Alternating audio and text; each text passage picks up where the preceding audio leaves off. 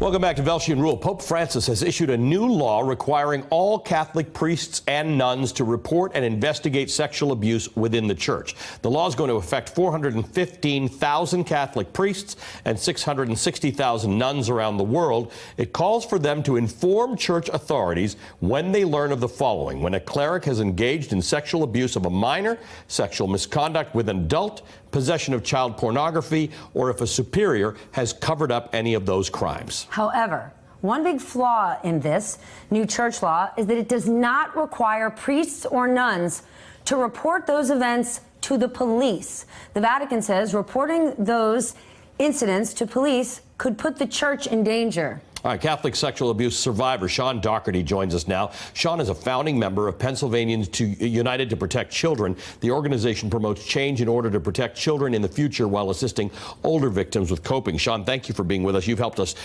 make sense of and interpret some of these developments in the church over the last year or so. What's your initial reaction to this? These have already been in effect here in the United States since the Dallas Charter. They're already mandated the bishops are mandated to tell the police already. You know, this is the church ordering the church to report to the church. So is it almost worse? Because suddenly, shouldn't there be an obligation to call the police? That should be the number one thing. Call the police first. End of story. Our new policy is call the police first. And if you don't, you're in trouble with the Vatican.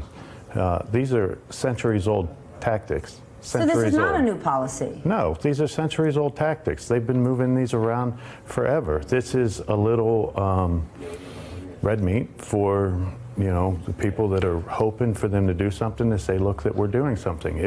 If they really intended to protect children, they would call the authorities immediately. They would turn over every document that they have. These practices are centuries-year-old.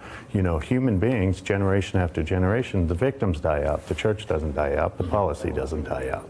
So do you think it's not enough, or that it's no good? In other words, is this cover for continuing bad behavior, or is it a very, very small step in the right direction? I don't necessarily want to say it's bad, but I will say it is a nod in the right direction. To an enabling ear, this is just more enabling. You know, the people in the report are bishops. You know, I'm redacted name from the reports of the Pennsylvania grand jury reports. They're already mandated to report. So we found that those reports say that the bishops are covering up for these people. So the Vatican is going to get the report, and then they're going to decide what is credible, and then they're going to decide who gets what punishment or whatever. No, go to the police.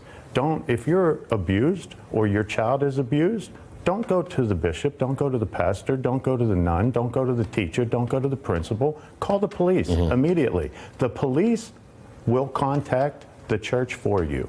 Trust me, they're listening now. They'll do it. One of the reasons they're listening now is because of people like you. Can you talk for a moment about how things have changed drastically, even though this is just a nod and it's not enough? Before social media existed, you know, the church, media, big business, these were impenetrable forces that an individual, a victim, couldn't break through. Can you talk for a moment about how social media has empowered you and given you and thousands of other victims a voice that's actually hit the church where it hurts?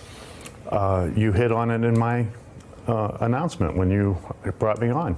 Before, you announced me as a survivor. Today, you announced me as a survivor and founding member of Pennsylvanians United to Protect Children. If you go on the Facebook, you like, follow, and share our Facebook page. We are a group of united victims collectively across Pennsylvania, victim-driven, victim-run. We are going to hold everybody's feet to the fire, the legislator, the church, the media, everybody. Up until this point, we've always had somebody handling us. We're handling ourselves. Our Facebook page reached 1,000 people within the first 24 hours. from, I think, 20-some different countries already. We're growing fast. Go to Facebook, like, follow, and share our page, Pennsylvanians United to Protect Children. Social media is the most powerful entity in the world, and that is the key to all of this. Hey, MSNBC fans, thanks for checking out our YouTube channel. Subscribe by clicking on that button down there and click on any of the videos here to watch the latest interviews and highlights. You can get more MSNBC for free every day with our newsletters. Just visit msnbc.com/newsletters to sign up now.